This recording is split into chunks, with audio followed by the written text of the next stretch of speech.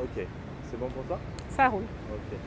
En Suisse, la grosse difficulté qu'on vit aujourd'hui, c'est la question de la production laitière, puisque c'est quand même une des principales productions en Suisse agricole, et que c'est une production qui vit des moments difficiles avec une baisse du prix du lait importante et qui est due notamment à la fin des quotas laitiers qui a été réalisée en Suisse déjà en 2006 de manière anticipée, puis en 2009 complètement.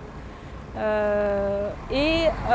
s'est trouvé dans une situation de complète gabegie dans le marché laitier avec beaucoup d'organisations de producteurs qui n'ont pas réussi à s'unir, un office de l'agriculture, un ministère de l'agriculture qui a mal géré la sortie du contingentement laitier et des transformateurs qui ont profité de la situation pour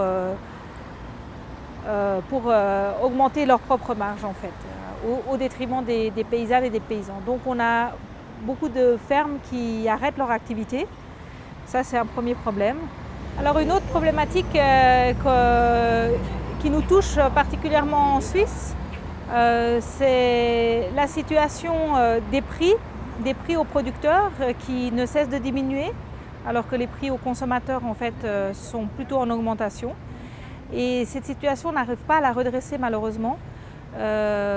Et on a l'impression on a le sentiment qu'avec la déclaration sur les droits des paysans qui parle de la problématique d'avoir un revenu qui soit digne ou juste, on aurait peut-être un moyen d'agir pour demander à nos gouvernements de au moins mettre un cadre législatif qui permette une meilleure négociation, une négociation à armes égales entre les différents acteurs d'une filière alimentaire, c'est-à-dire entre le paysan, le transformateur et l'acheteur final qui peut être le grand distributeur. En Suisse, on a la plus forte concentration du pouvoir dans la main de deux grands distributeurs.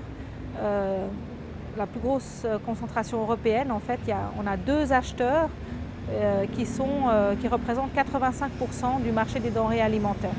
Donc c'est un oligopole et ils font la pluie et le beau temps sur le marché en fait, des denrées alimentaires. Et ça empêche les paysans d'être dans une position de négociation correcte pour pouvoir mettre en avant en fait leurs propres problématiques et le fait qu'ils ont besoin d'avoir des prix qui soient justes.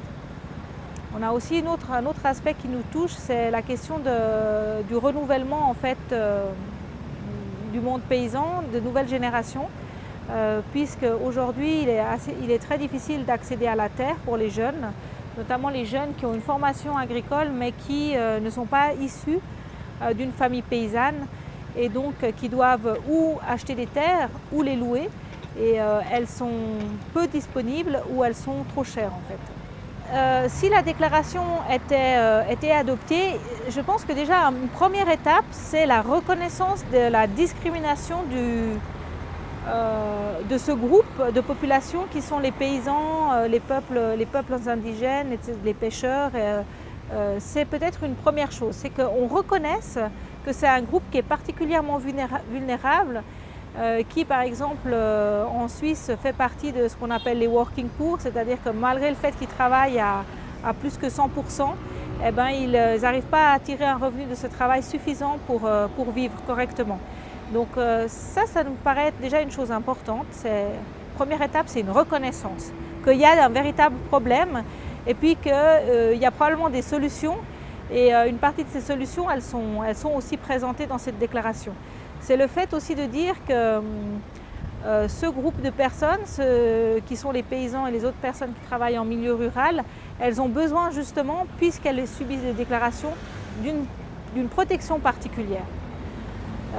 D'une protection particulière pour continuer à exister, puis aussi parce qu'ils sont justement un groupe essentiel en fait à la vie, puisque c'est les producteurs d'aliments. Et sans aliments, ben, le reste de la société aura de la peine à vivre.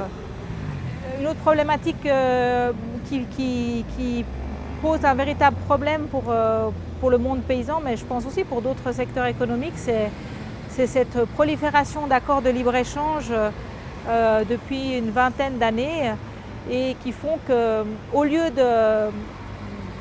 d'améliorer la situation, on a vraiment les preuves très claires qu'à travers le monde, l'agriculture paysanne est une des principales victimes de ces accords de libre-échange. La Suisse en a signé toute une série.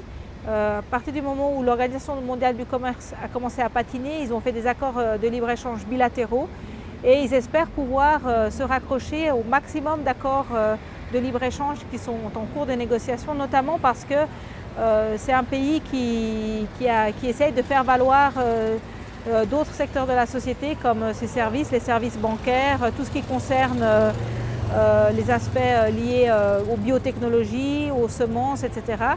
Et donc à la pharmaceutique. Et ces aspects-là, ils essayent de les mettre sur le marché mondial. Et donc l'agriculture, dans ces accords-là, est véritablement sacrifiée parce que ce n'est pas une priorité pour notre gouvernement. Les paysans, les pêcheurs, les peuples indigènes sont ceux qui apportent de la nourriture au quotidien à l'ensemble de la société. Aujourd'hui, le monde paysan se meurt de manière silencieuse dans la plupart des cas. C'est une mort qu'on ne voit pas, mais s'ils disparaissent, on n'aura simplement plus de quoi avoir accès correctement à une nourriture et de pouvoir, nous, citoyens, avoir encore moyen d'agir sur qui produit, de quelle manière ces produits. Et donc d'avoir une possibilité d'action encore sur cette question-là. Dès qu'on n'a plus de paysans dans nos régions, cette capacité d'agir sur les modes de production, ils disparaissent.